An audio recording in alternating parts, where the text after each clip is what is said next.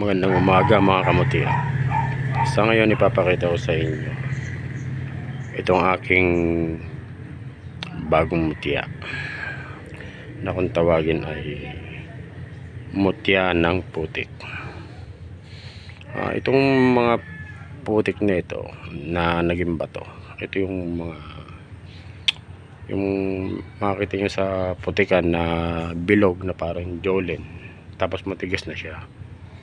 Hindi ito yung gagawa ka ng putik para patigasin. Malamang ganito rin yung ginagamit ni Nardong putik.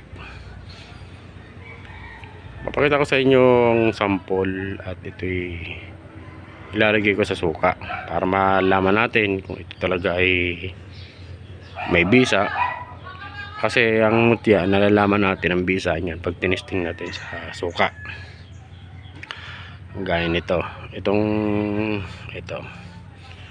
bato, para siya bato.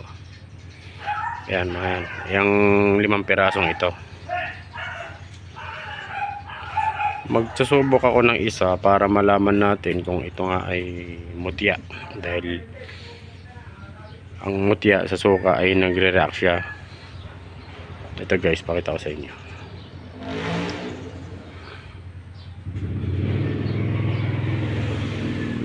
Ayan, diba?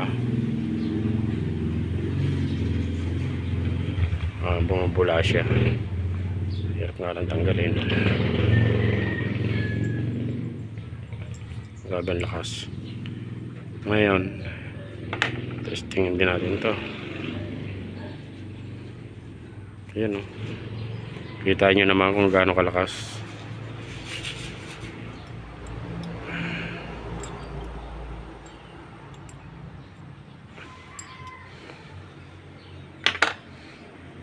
Para-parehas yan. Lagyan natin para-parehas. Ang hirap eh. Ayan guys.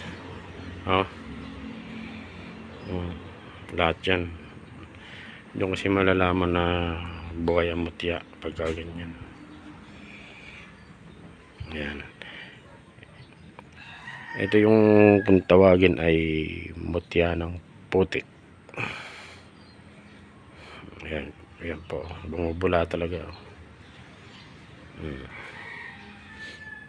Katulad din yan ng mga mutya na nandito.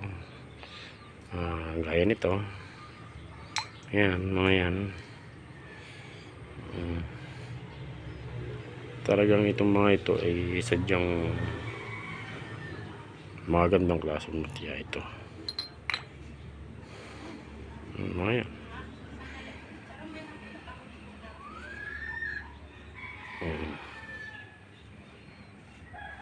Diba? Kita nyo, lahat ng mga mutya na nandito, sa lahat ito ay, kung testingin natin sa suka, lahat ito gumagana. Kaso nga lang, sabi nila ay nababawasan daw ang kapangyarihan.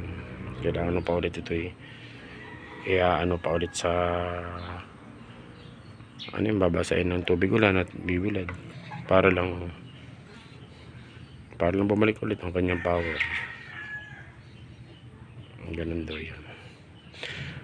Sige po, salamat sa mga nag-subscribe at sa mga nanonood ng mga video ko. Paki-subscribe naman po, paki-share at paki-like na din. Sa mga hindi po nakapag-subscribe, paki-subscribe naman po. Maraming salamat po. Magandang umaga po.